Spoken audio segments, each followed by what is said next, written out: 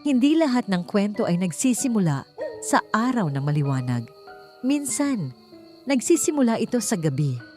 Sa gabing walang buwan, sa katahimikan ng isang baryo sa Mindanao, may isang nilalang na hindi dapat binabanggit sa pangalan. Ngunit ngayong gabi, sasabihin ko ang kwento. Hindi para takutin ka, kundi para ipaalala na sa bawat anino may lihim na gumagalaw. Ang pangalan niya'y Lando, magsasaka, ama. Isang taong kilala sa baryong Salug sa pagiging tahimik, masipag at mapagkumbaba.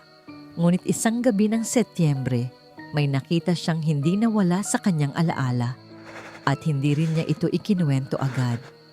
Kasi sino ba namang maniniwala kung ang nakita mo'y isang nilalang na kalahating tao, kalahating hayop?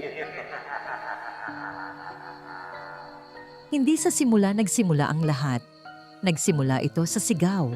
Isang malakas, matinis, at hindi pangkaraniwang sigaw mula sa kabilang palayan.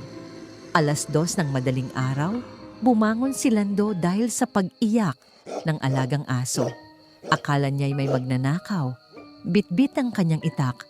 Sumilip siya sa bintana. Ngunit ang nakita niya ay hindi magnanakaw. Sa gitna ng madamong palayan, may puting anino. Mahaba ang buhok, baluktot ang mga paa, at gumagapang na parang hayop. Ngunit malinaw, babae ang anyo nito. Bakit may babae sa palayan sa ganitong oras? Tanong niya sa sarili. Tinawag niya ito. Hoy, anong ginagawa mo diyan? Walang sagot. Gumapang lang ito patalikod sa mas madilim na bahagi ng palayan. Nang sumilip siya muli, nawala ang nilalang. Kinabukasan, isang batang lalaki ang natagpuan sa balag ng saging.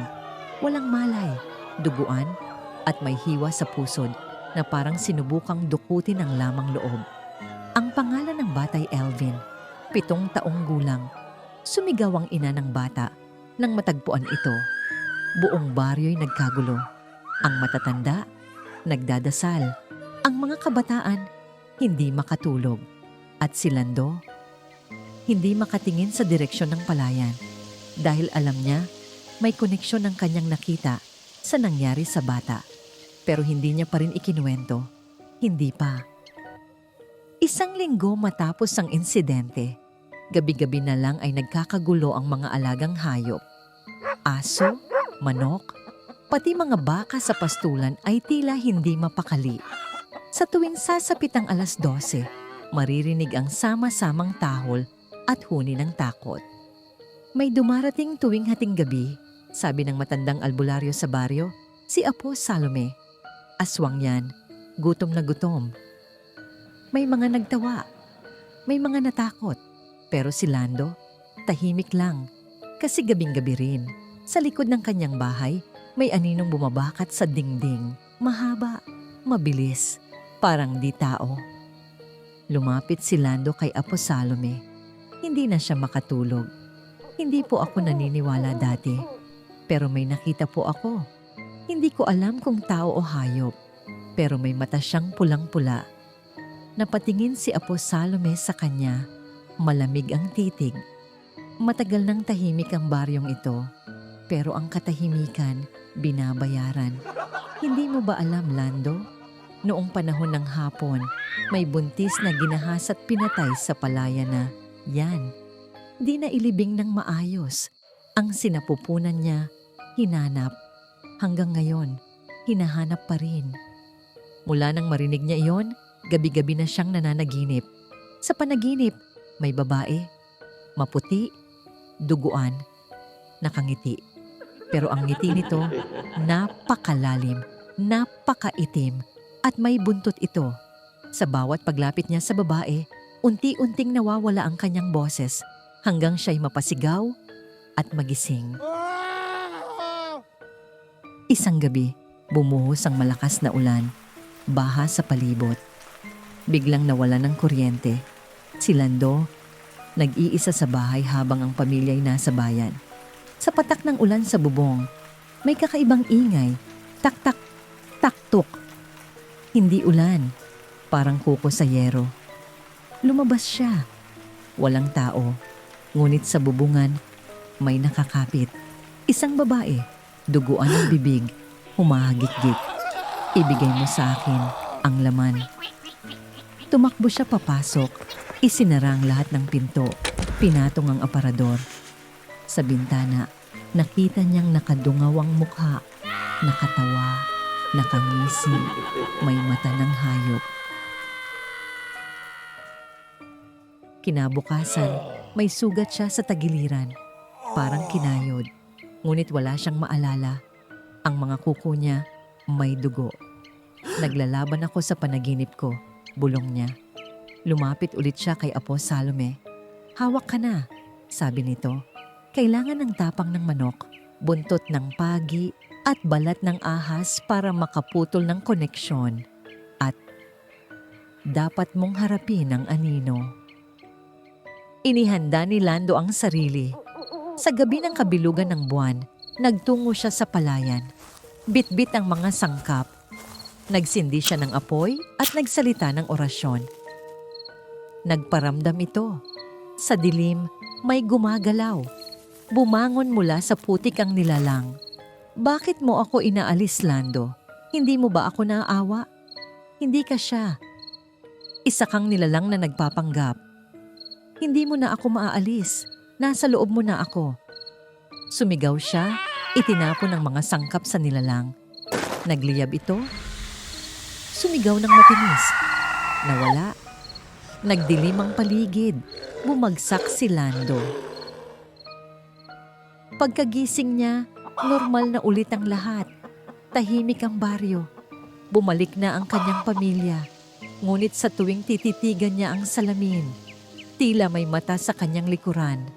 At sa bawat hating gabi, may naririnig pa rin siyang tahol ng aso. Sabi ni Apo Salome, hindi na siya babalik hanggat di mo siya iniisip. Pero paano mo pipigilan ang isang alaala kung ito'y hindi mo na maalis sa katawan mo? Ang sabi nila, kapag tapos na ang kwento, doon na rin natatapos ang takot. Pero paano kung ang kwento ay hindi pa pala tapos? Paano kung ang aninong akala mong nawala ay nasa paligid mo pa rin? Hindi lahat ng nilalang ay umaalis. May ilan, naghihintay lang ng tamang oras para muling kumain ng laman, ng alaala, ng kaluluwa.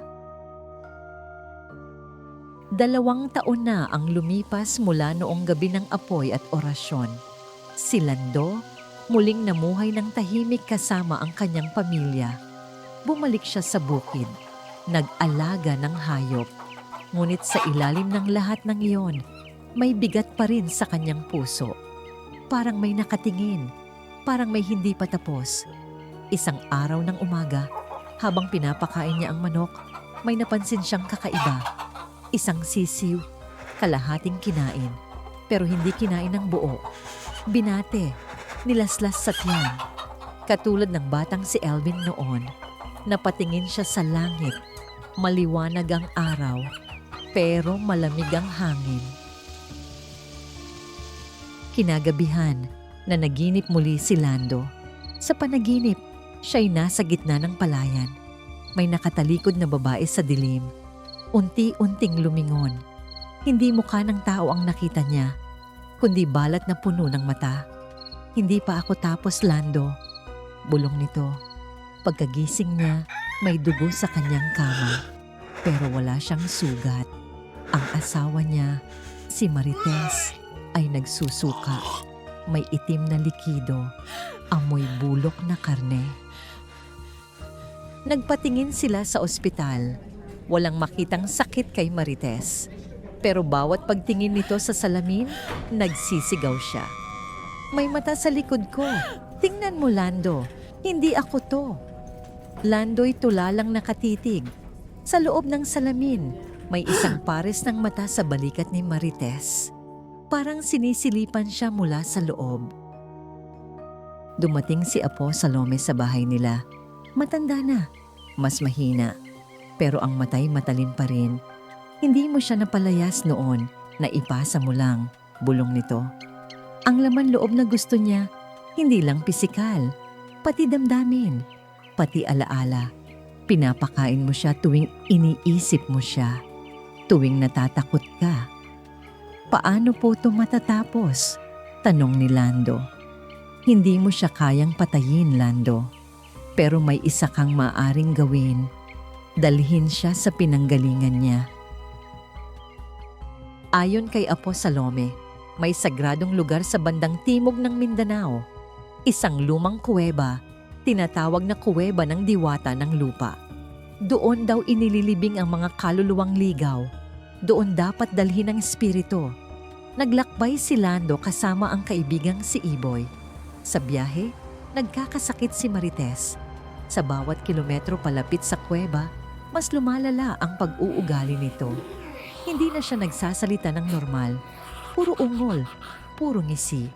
Sa isang gabi ng biyahe, nagising si Lando. Wala si Marites sa loob ng sasakyan. Lumabas siya. Sa ilalim ng punong balete, nakita niya ito. Nakalambitin, pero hindi patay. Nakangisi, gising, at bumubulong ng orasyon na baliktad.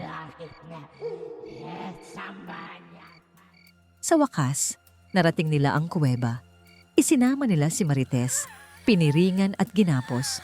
Sa loob, malamig. Mabigat ang hangin. Sa gitna ng kuweba, may altar na yari sa mga buto ng hayop. Ilapag siya riyan. Utos ni Apo Salome na sumunod pala sa kanila. Nagsimula siyang magdasal. Nagsindi ng mga dahon at balat ng ahas. Nagbago ang hangin. Umiyak si Marites. Sumisigaw. Lumalaban. Hindi siya aalis kung walang kapalit. Sigaw ng tinig na hindi na boses ni Marites. Napatingin si Lando kay Iboy. Ngunit si Iboy biglang napayuko. Duguan na pala ang tiyan.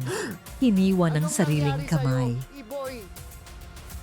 Nagpapakain siya habang sinusunog mo siya. Sigaw ni Apo Salome.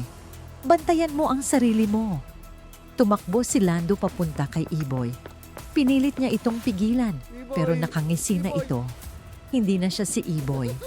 Lando, matagal na akong patay. Kanina pa, bulong nito. Isang malakas na liwanag ang bumalot sa kuweba. Isang sigaw, hindi tao, hindi hayop. Ang yumanig sa paligid. Gumalaw ang lupa. Nawala ang lahat ng liwanag.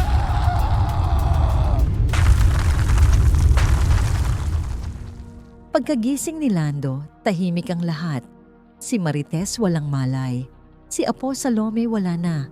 Si Iboy, hindi na nakita muli. Pag-uwi nila sa salug, parang wala nang masama. Tumahimik ang mga aso. Tumigil ang bangungot.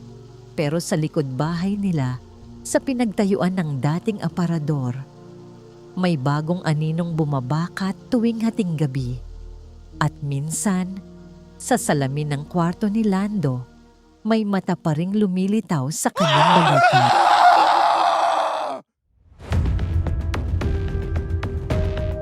Abangan ang part 2.